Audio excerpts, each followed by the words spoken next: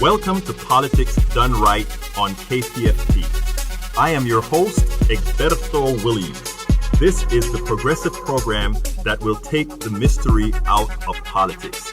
This is the program that will encourage you to make sure government becomes we the people. Whether you are liberal, conservative, or otherwise, you get to air your point of view. Give me a call at 713-526-5738. That is 713-526-KPFT. Remember, you can also send me a tweet to EGBERTOWILLIES. That is at Egberto Williams. Let us engage.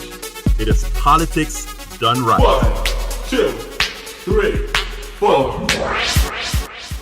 Welcome to one more edition of Politics Done Right. I'm Egberto Williams, your host. Thank you so kindly for spending this 1 hour with me. Folks, you know we have a lot of work to do. The conventions are over, and you know where we're going. You've been here with me for years. You know where we're going. Folks, today we will discuss the upcoming election, the anger, animosity, lack of cordiality, the lack of civility, lying, misogyny, and just outright rude behavior are the main characteristics of this year's election. What can be done about this?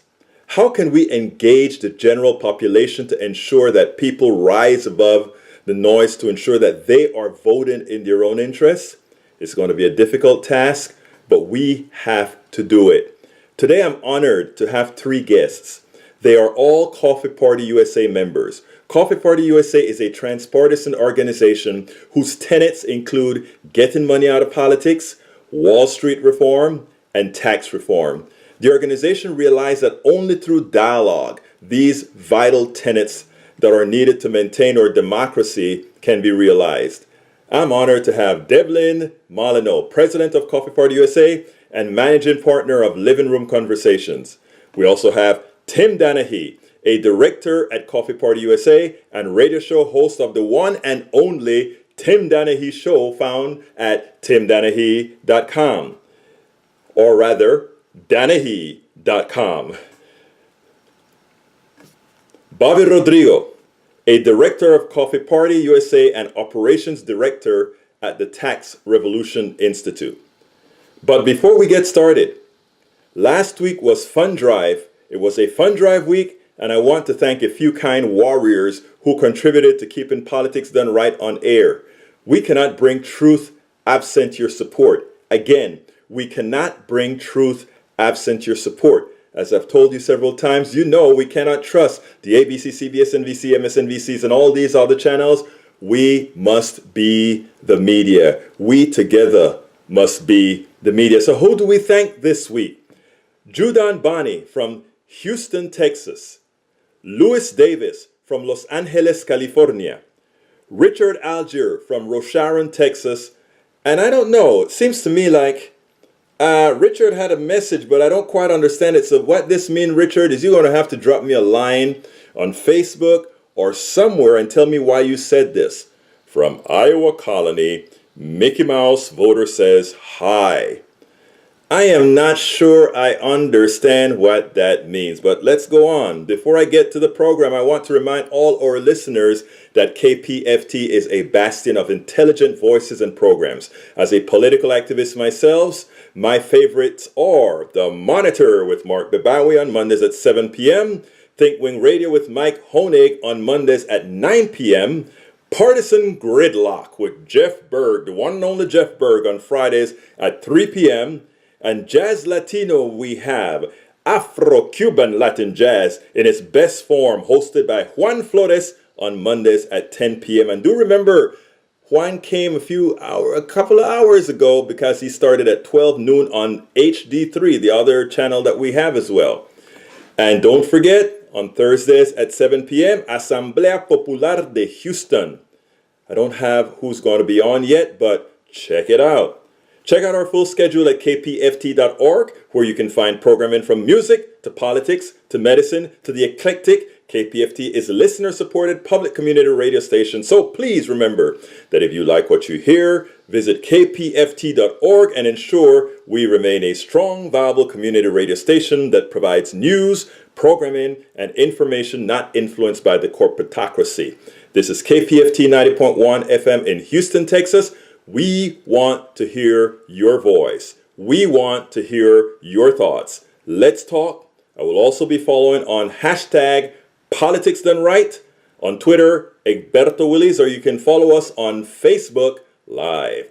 You can listen to the live stream and then call us whenever you want, 713-526-5738. Again, that number is 713-526-5738. But folks, do you know what time it is? You know what time it is.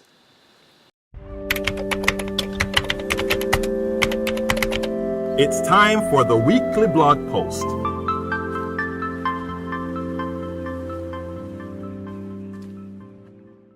Well, today, the blog of the week is about my convention experience and what do I think going forward.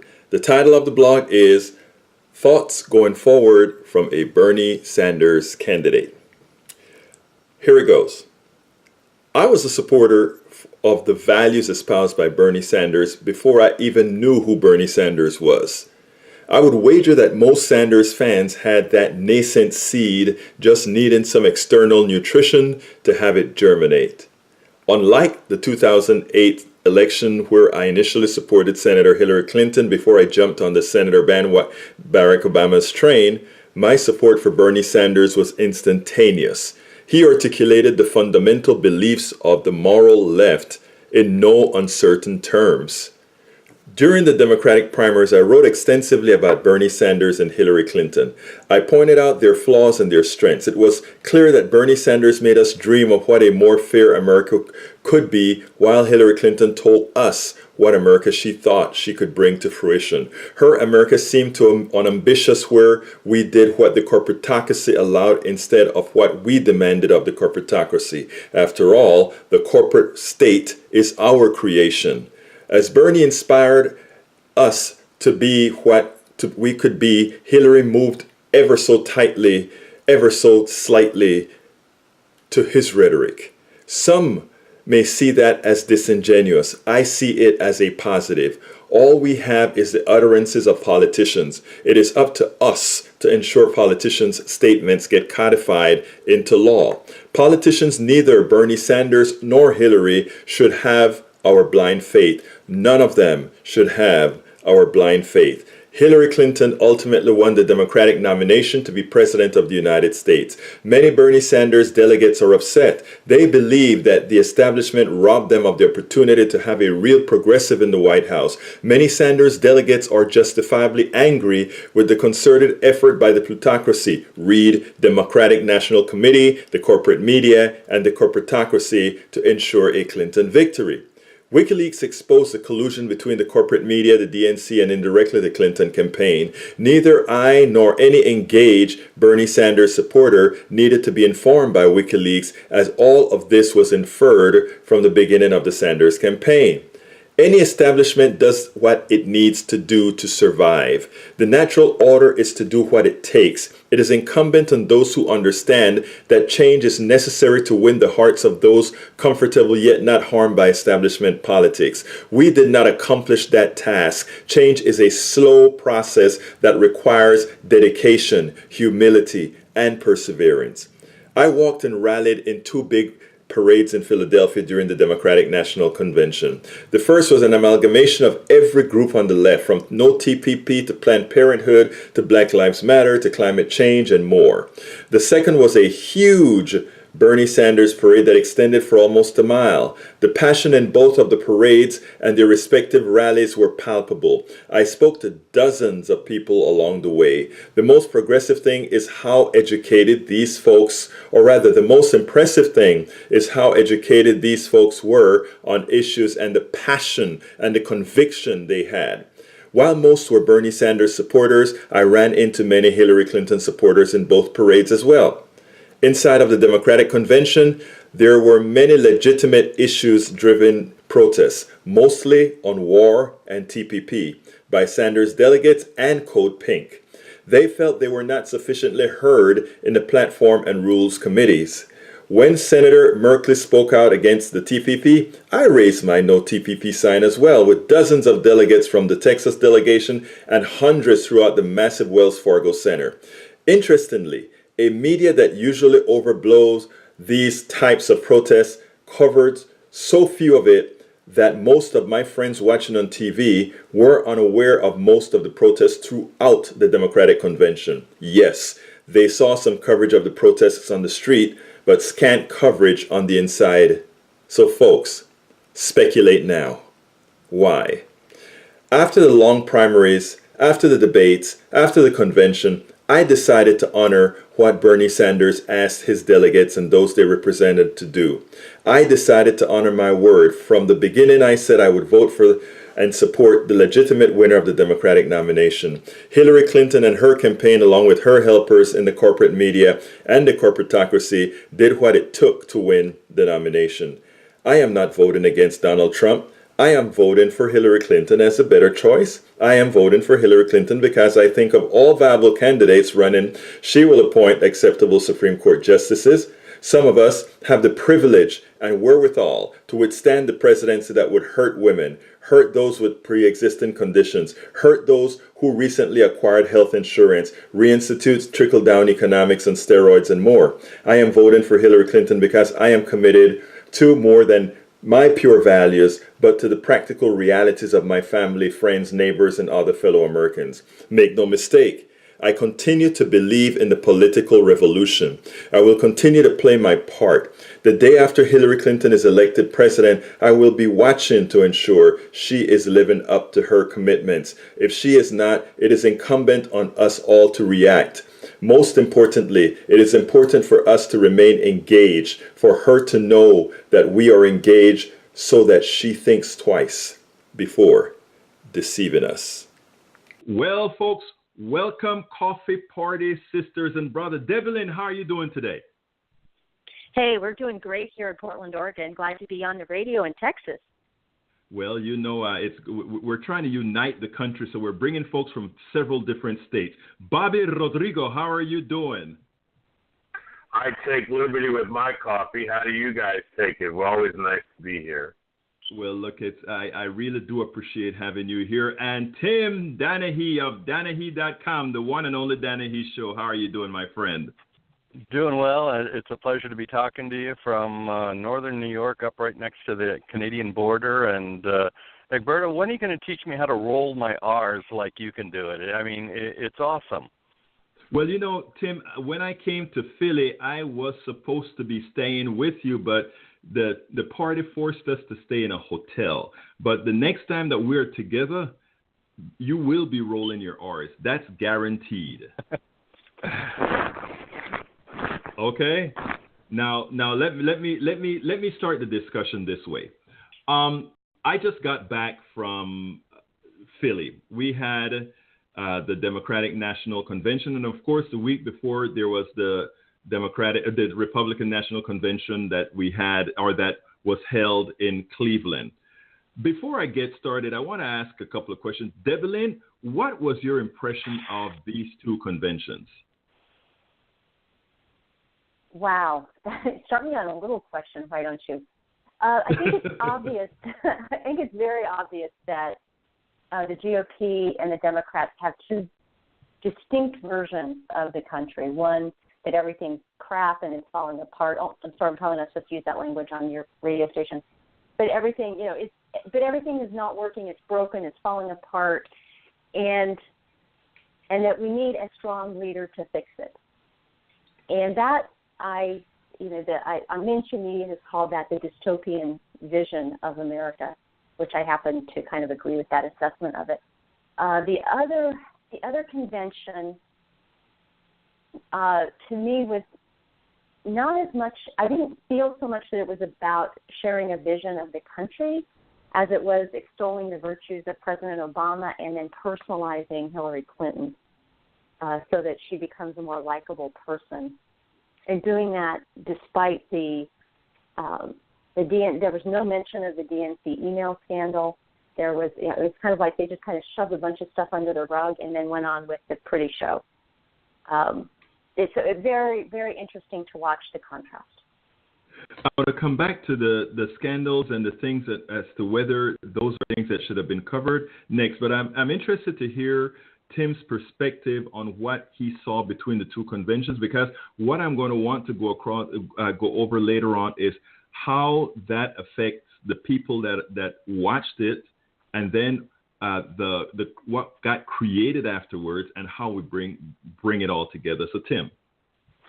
Well, Egberto, through the course of what I do, I travel all across the country. I've worked on projects from Santa Barbara down to Valdosta, up to Maine, down to Redondo Beach, and everywhere in between. And first, let me just say, the people of this country are extraordinary, and it's a beautiful country.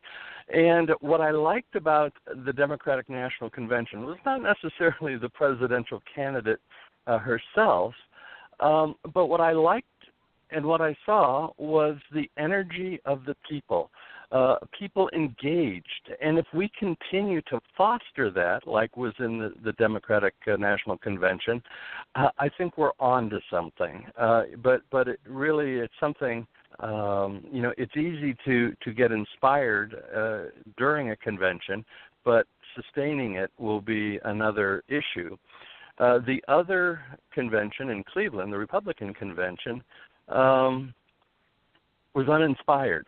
You look at it and you say, hey, this convention hall is barely half full. You could see there was no vigor to support their candidate, and it was lacking specifics, and even the lineup of speakers was amateurish. So take it for what you will, but, I don't want to get all Dan Aykroyd, Jane Curtin on Debilyn, but I really have a tremendous faith in the American people if we can get them inspired, and I felt the Democratic National Convention inspired them. Bobby? Well, I suppose leaving me to last, just have to deal with the negativity. Bobby. You know why I did that, Bobby. Yeah, well, the conventions made me sick, I guess, basically, is the simplest way to put it. They showed us everything that the coffee party, for example, is against. It was a money in politics, don't allow the people to speak their mind. The stuff that was going on outside both conventions was really sickening. Journalists were getting railroaded. A couple of people that I know personally were detained, who are press credential people. They were detained by the police illegally. Abby Martin was one of them. Of course, the Philadelphia police decided to say that there was no arrest made because what they were doing was they were taking people and they were routing them through the vehicles where they hold the people, and then they would take them to an elementary school instead of to the jail, and they would take a picture of them, and then they would release them, with a citation, and then they would say that no arrests were being made. You were at the Democratic Convention. You saw the stuff that was going on with the signs. I've spoken with too many people that discussed that fiasco. For all the better speakers that the Democratic National Convention had, we still got sold a bunch of goods because, for those people who consider themselves progressives, where's the anti-war platform? That is gone. I've been saying that for a long time. The Republican National Convention was obviously a lot of disenfranchised people, and there was so much about both of them that just turned my stomach. And one of the things that struck me very strongly during this is, I've said to a lot of people in my activist career that I come from Democratic Party power in New York. I was around a lot of heavyweights when I was very, very young in the Democratic National Party as well as New York. And it's interesting to remember those times. And Geraldine Ferraro was a substitute teacher in my grammar school, for example. Her whole family went there. And I remember when she was named to the party ticket as the vice presidential nominee, I was so proud of our country and so proud of the party, you know, bringing a woman into the ticket like that, because in my opinion, women should have just been taking that stuff the entire time this country's been around anyway, the lunacy of equality in our country. And I thought to myself as Hillary was being humanized, as Debilyn talked about, how unexcited I was about a woman being the first presidential candidate on a major party ticket because of who she was and what the party situation is. And it really bothered me a lot. I took a break and I sat down and I thought about, Geraldine and how wonderful she was, and I can remember her debate with George Bush so well, even though that was a landslide situation later, and how I don't have any interest in Hillary Clinton and certainly not Donald Trump, and that's kind of my takeaway from the whole thing. No, I'm gonna say kind of do a little pushback on a few issues before I kind of get back to Debilyn. First of all, as most people know, and I think I've said it on the radio before, and now that it's over, I think it's okay for me to say it on the air, and that is that I was a Bernie Sanders supporter. Now, being inside of the room, the convention room, and watching most of the women who were around Hillary Clinton's age, a little older, a little younger, watching the passion in their eyes to see that finally a woman was going to be able to ascend to the presidency. That gave me a reason to have a degree of a comfort that that Hillary Clinton, in as much as we know all the flaws, that there was a segment of our population, the largest segment of our population, a large part which felt finally some boundary was crossed. Now, I understand everything that Bobby has said thus far, as we know a lot about the financial issues and the other issues concerning emails, and some of which really is academic.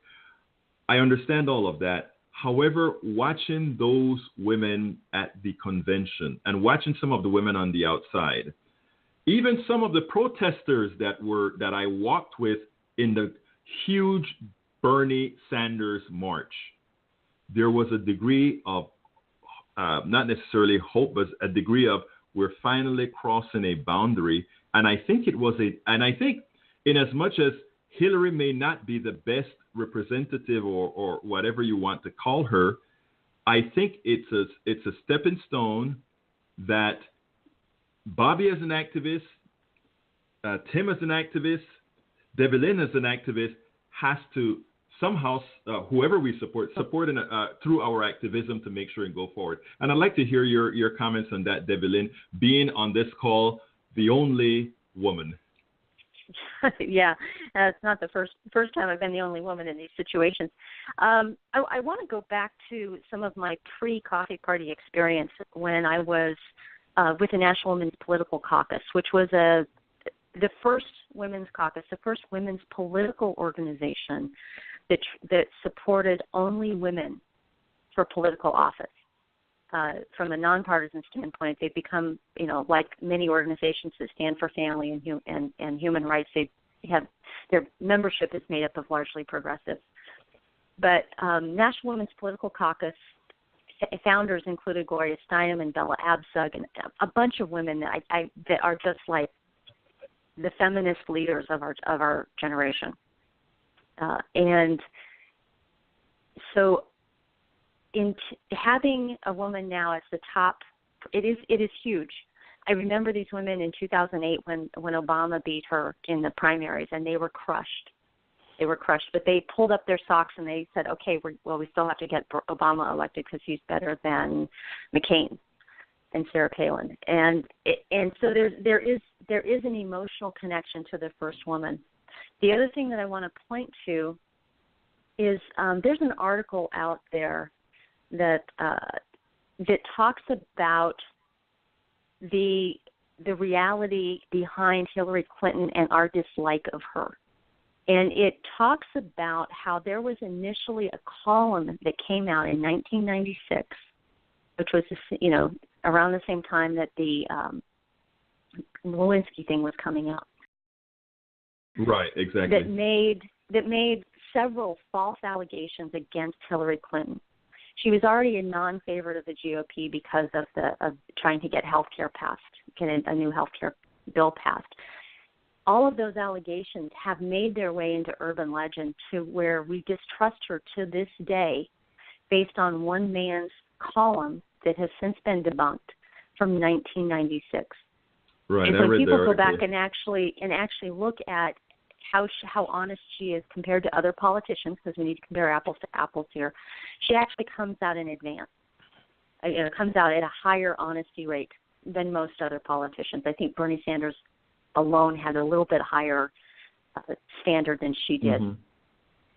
And so I just want to point out that for Hillary Clinton, this is not an endorsement from me, but I do understand the momentum that and the passion that women have for seeing a woman elected to office, because any woman out there who is over 35 knows about sexism.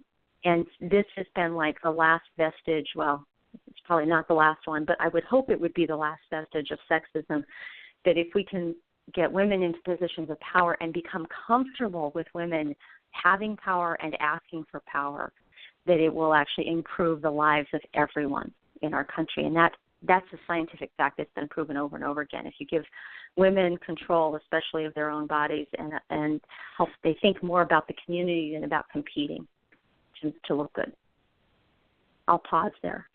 Am I okay as a man in this situation saying that I don't care that Hillary Clinton is a woman?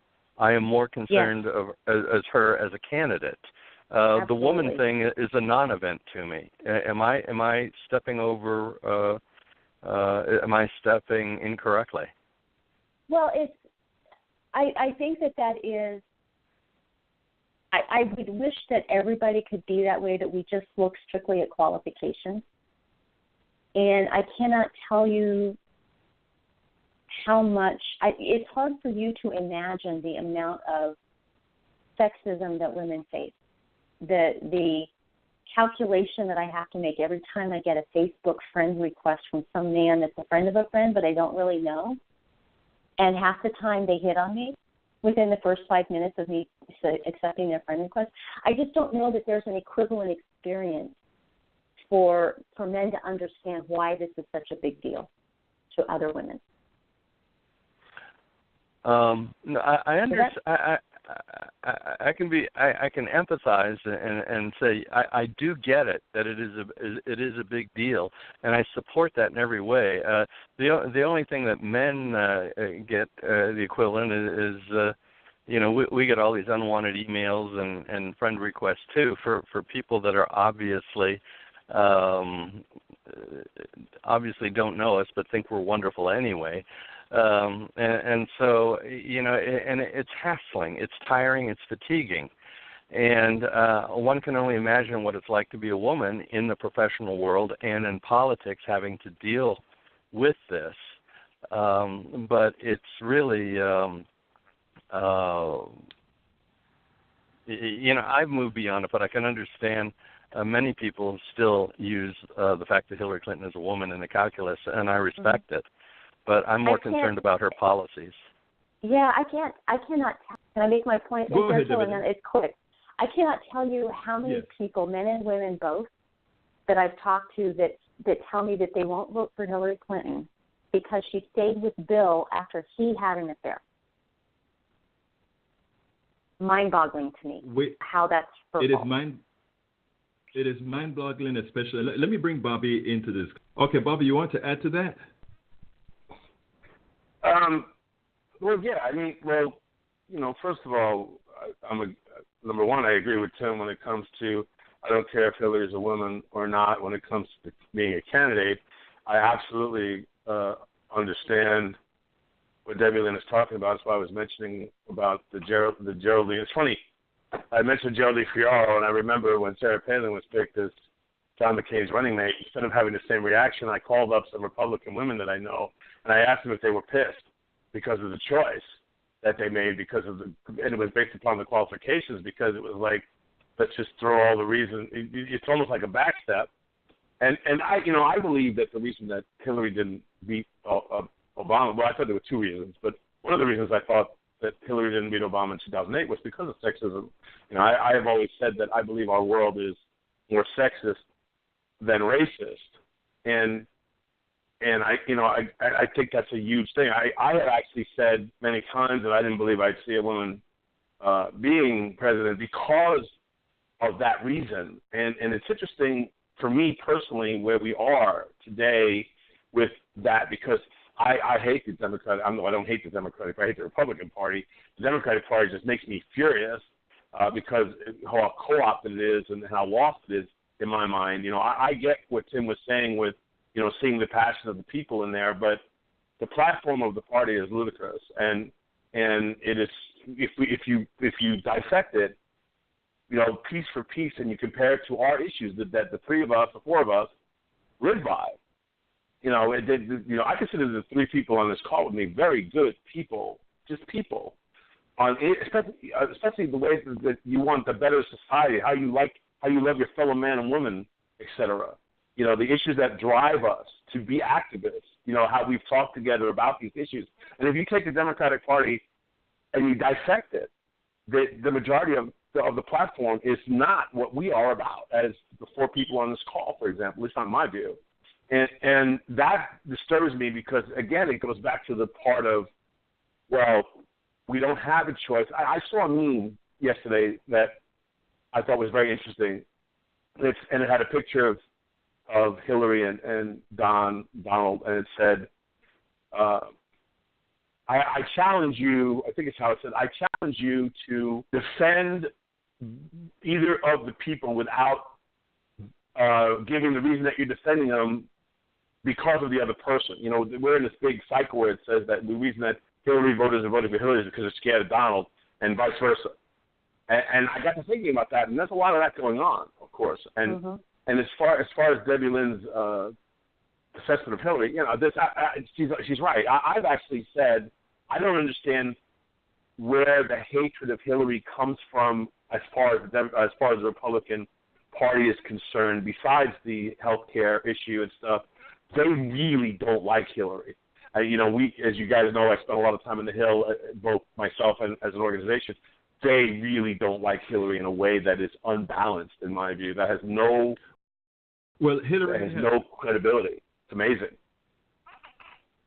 Right. I think Hillary has become the poster child for hate, and I think it has a lot to do with misogyny, and I think it has a lot to do also with whenever some people see the potential in others that may take the lead, that may become leaders, one of the first things they do is to shoot them down. But folks, we have to take a break here for traffic and weather. We will be right back.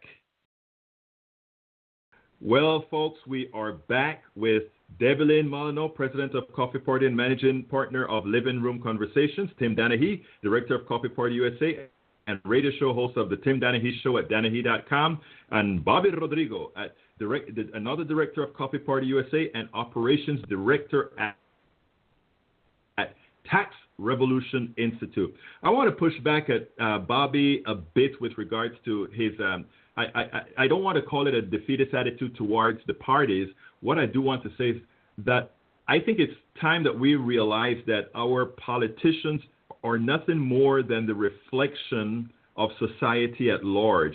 So the defects that we are seeing within these politicians, we can talk about money in politics, we can talk about Wall Street reform and all these issues, but we the people are the ones who put these guys there, and we are the ones who can keep them there or not. There is still one person, one vote. The problem we have, a lot of times I speak about is the message and who puts the message out, and how can we deliver a message to allow folks to want to listen. I have a thought, what I've been working on my own, on myself, is to ensure that I do a whole lot more listening than talking. In other words, even when I'm speaking to a right-wing Republican, a Tea Party person, or an anarchist, or a left-winger, I sit down and let them realize that, yes, I'm not just hearing them, I'm listening to them, and I'm trying to absorb how their minds are working so that I can then garner the respect from them that they would give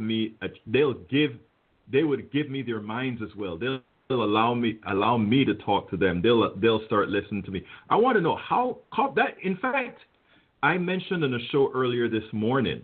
I did a show at KPFT, Open Journal, where they were commending how politics done right is done. You know, we let people speak, we talk, we don't fight, we just hear different viewpoints. And one of the things they said is, how do you do that? And I had to come to a huge confession. This really started with Coffee Party USA. And who do I have with us? The folks at Coffee Party USA. So I'd like you to comment on that, Debilyn.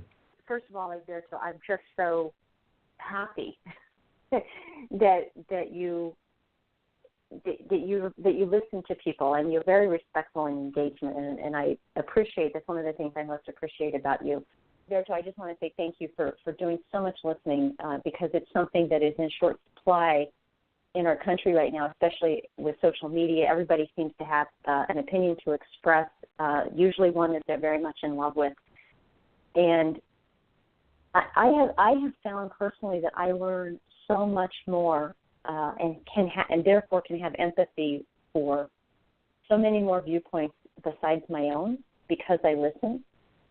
And one of the other things that I have found is that some of my closest friends and relatives, now that I think about it, are a lot more conservative than I am.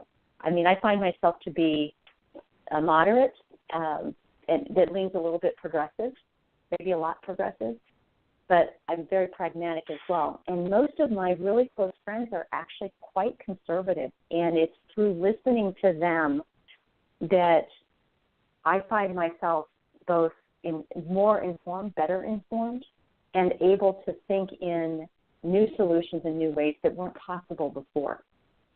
You know, and I could throw off some examples if you want, but it's really about knowing that they can affect me and that I can affect them actually increases the strength of our relationships with each other.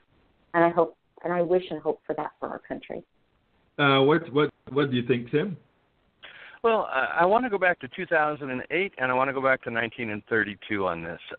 In 2008, I remember reading in an Economist magazine, and they tried to say a disparaging remark about Hillary Clinton. And they said, she will valiantly fight for that which is popular and stand courageously against that which is unpopular. And they used that as a disparaging remark, but what it does do, if one reads between the lines, it says she's a politician with her ear to the ground. And so you think, well, at least she's listening. I don't see that out of the other candidate, at least the other major party candidate. She's listening. Now I want to go back to 1932, and whenever FDR, progressives were not satisfied with his rate of change. He started out fairly conservative. Herbert Hoover was actually initiated quite a few programs to try and get the country out of the recession depression. And the progressives were very dissatisfied with Franklin Roosevelt. And so, you know, he says, well, if you want the change, he goes, make me do it. Make me. Right, I remember that, yes. And so people, you know, are fortunate with a person like Hillary Clinton who valiantly fights for what is popular and valiantly stands against what is unpopular. She's listening. Now it's up to us to make her uphold the things that we find important, whether it be anti-TPP or whether it be whatever the issue might be. It's up to us. It really does boil down to that, and that's why the Coffee Party is working so hard to try and get people engaged with it, regardless of the opinions. Absolutely. Now, Bobby, we're going to be coming close to the end of the show right now. Why don't you give me what do you feel we can do to move forward during this election cycle, not to hyperventilate, but to start having and I hate to use the cliche, have a conversation, but to actually have some sort of engagement with others that lead them into a vote that they can appreciate, realizing that later on it's not just about voting, but staying engaged and making sure that these politicians, whoever get elected, are actually listening to the folks, not because they want to, but because they have to. Yeah, you guys are covering some very important stuff there, Tim, and you, with the discussion about making them do it. You know, I am both a proponent of you don't have to vote, you know, if you don't want to by conscience, as well as you should be engaged, you know, for the reasons that you guys discussed. You know, there's an article that's going to be coming out tomorrow morning, for example, on the Coffee Party page. It's going to discuss how we are not voting as a society, and that is helping perpetuate this problem that we have with our government, regardless of party that we're talking about. You know, President Obama was elected with only 29% of the voting public. He was voted with 51% of the popular vote, but 29% is really what happened because so many people stayed home. We had 93 million people who didn't vote that could have in that election, and that isn't a reflection on him. It's just what happened. And to both of your point, it is absolutely imperative that we get more people to engage and to make the government accountable, because when people are being killed, regardless of anything else that we could bring up, money and politics, whatever, people are dying in the world due to the politics of the United States, whether they're local, whether it's involving the police, whether it's involving our war policy, whether it's involving the prison industrial complex, whether it's involving the abortion issues and health care issues that we have in our country. People are dying as a result of the population not being engaged, and that is the ultimate wrong. So I implore everybody to be involved just for that reason alone, and to get engaged and talk to your neighbors. We're not talking to our neighbors. Talk to your neighbors and let's figure it out. Thank you, Bobby. Okay, well, Tim, you know how the show normally ends. Give me a closer. First of all, it's an honor to be on your show, and Debilyn and Bobby Rodrigo, I have nothing but praise for both of them. But the issue goes on. You know, we're talking about it. People are listening. Other people need to talk about it and stay involved with it. We do make a difference, and I don't want to belittle anybody. One voice, two voices, three voices, we make a difference. Debilyn. Yeah, I want to send a shout out to the people who feel disenfranchised right now because of the way our political system has worked, and for the burning your bus people. I read an article by Jane Sanders in Rolling Stone where she talked about staying engaged and holding Hillary's feet to the fire to make sure she follows through on the promises. This is a little bit about what Tim was talking about earlier. We need to make them do it. And from the Republican convention, for people who are Republican or conservative and unsatisfied with their choice, I really like Ted Cruz's advice at the end of his speech about voting your conscience, because this election isn't about Donald Trump or Hillary Clinton. This is about us and what we want for our future. And whether it's third-party candidate or one of the two main party candidates, we're going to have a future. So take part. Debilyn Molineaux, President of Coffee Party USA and Managing Director of Living Room Conversations. Tim Danahey, Director of Coffee Party USA and radio show host of The Tim Danahey Show at Danahey.com. And Bobby Rodrigo, a Director of Coffee Party USA and Operations Director of the Tax Revolution Institute. Thank you very much for your contribution to the show today. I am sure it gave quite a few of our listeners some food for thought. And as we always say, we move on from here. Thank you very much for being on the show, guys. Thanks so much for your Thank you. It was an honor. Great to be here. Debilyn, Bobby, and Tim, we go back a long time with the Coffee Party. trying to make some changes here in America. So it was wonderful to have them on so that they can give their perspective of what's going on in today's election. Now, it is time for us to take one last station break so that Shannon can give us weather, so that Shannon can give us the traffic, so that we can make sure you are on your way safe at home. Welcome back. Look, we covered some of the election, some of what occurred at the Democratic National Convention.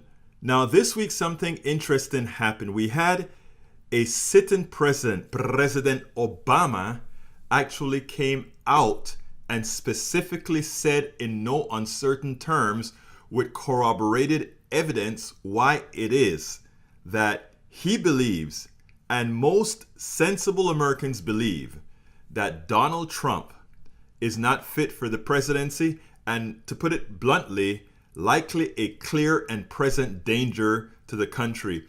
Earlier this week as well, we had the president of France telling Americans that, look, you have your own elections, you run your own elections, and nobody on the outside can tell you who to elect as president. However, it is a must that we do understand that electing someone that is way out of scope with the rest of the world, way out of scope with today's reality, worldwide reality, is a clear and present danger to not only the United States of America, but other countries around the world see that as well and will act upon that as well. Stature is important, credibility in a country is important, and likely, if that were ever to occur, unlikely that it will occur, but it could occur, if that were ever to occur, our standing will immediately fall. And folks, there are a lot of things that we have to start looking at.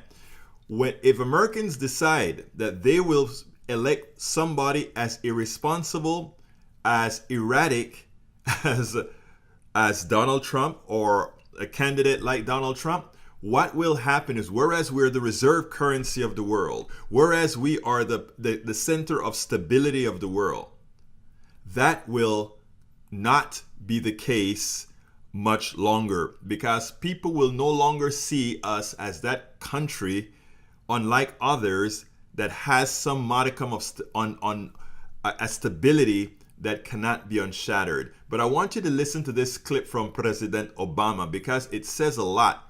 And for a sitting president to say this about anybody running means that he is taking this seriously, and he's hearing quite a bit from across the entire world. So listen to this, and I'll get you back at the other end. His recent comments about the Khan family and his statement that if president, he would consider recognizing Russia's annexation of Crimea. Does it make you question his fitness to be president? Yes. I think the Republican nominee is unfit to serve as president. I said so last week, and he keeps on proving it. The notion that he would attack a Gold Star family that had made such extraordinary sacrifices on behalf of our country. The fact that he doesn't appear to have basic knowledge around critical issues in Europe, in the Middle East, in Asia, means that he's woefully unprepared to do this job. And this is not just my opinion. I think what's been interesting is the repeated denunciations of his statements by leading Republicans, including the Speaker of the House and the Senate Majority Leader and prominent Republicans like John McCain. And the question I think that they have to ask themselves is, if you are repeatedly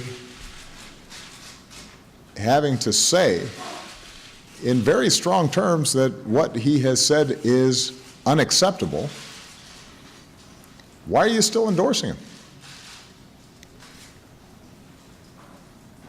What does this say about your party that this is your standard bearer.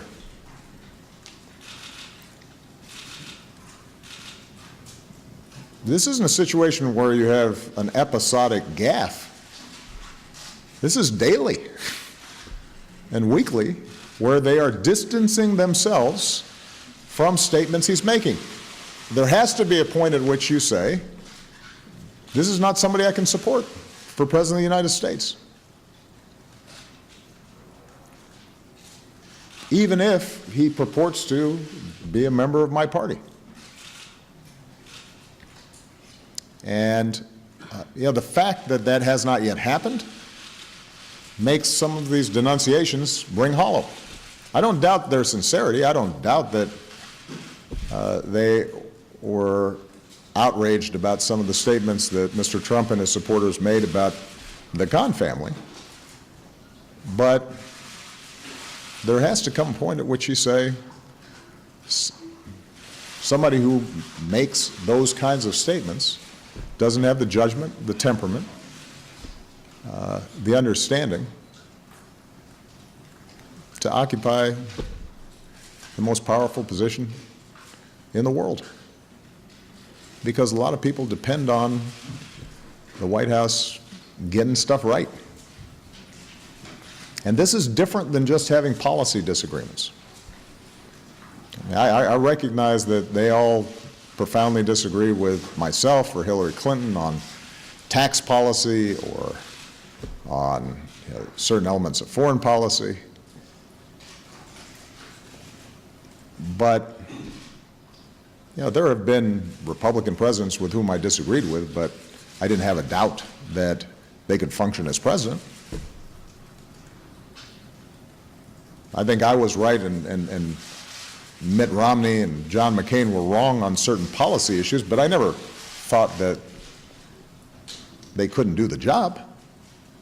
And had they won, I would have been disappointed, but I would have said to all Americans, this is our president, and I know they're going to abide by certain norms and rules and common sense, will observe basic decency, will have enough knowledge about economic policy and foreign policy and our constitutional traditions and rule of law, that our government will work. And then we'll compete 4 years from now to try to win an election. But that's not the situation here. And that's not just my opinion. That is the opinion of many prominent Republicans. There has to come a point at which you say, enough. And the alternative is that the entire party, the Republican Party, effectively endorses and validates the positions that are being articulated by Mr. Trump. And as I said in my speech last week, I don't think that actually represents the views of a whole lot of Republicans out there. Now, President Obama got even deeper. He asks those leaders in the Republican Party, if you have to constantly, what does it say about your party?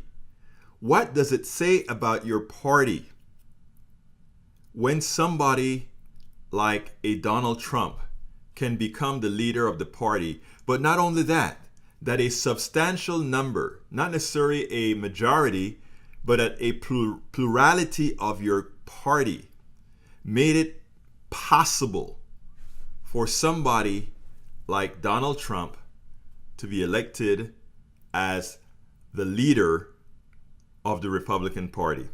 It is something that folks need to take a very close look at.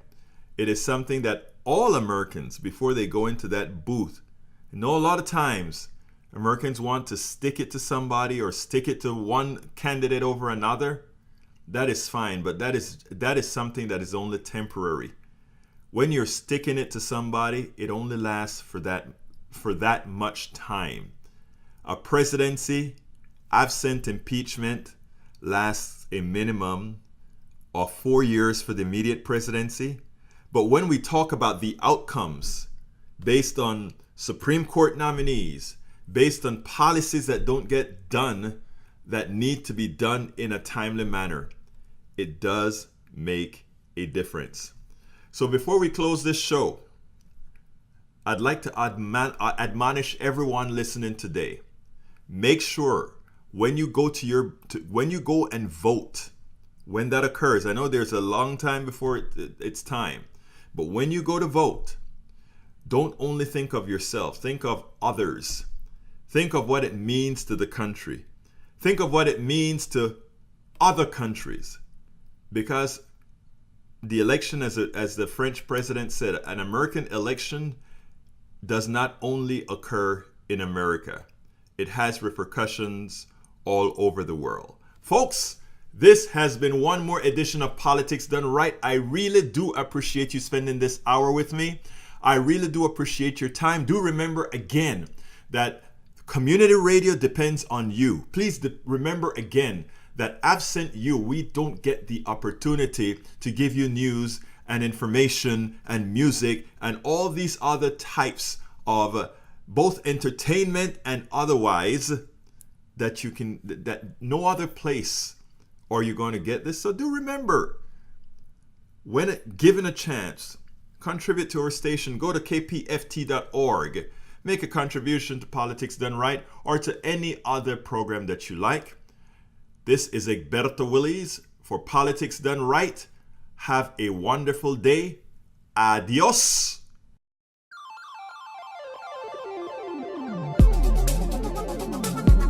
Thank you very much for listening to Politics Done Right. I am your host, Egberto Willies. You can personally reach me by sending an email to egberto@politicsdoneright.com. Remember, Egberto is spelled E-G-B-E-R-T-O. Change starts with you. 90.1 KPFT gives you information not tainted by corporate interest. Please visit kpft.org and contribute. Let's ensure continued access to real information and news remain available to all. Again, thank you very much for listening to Politics Done Right.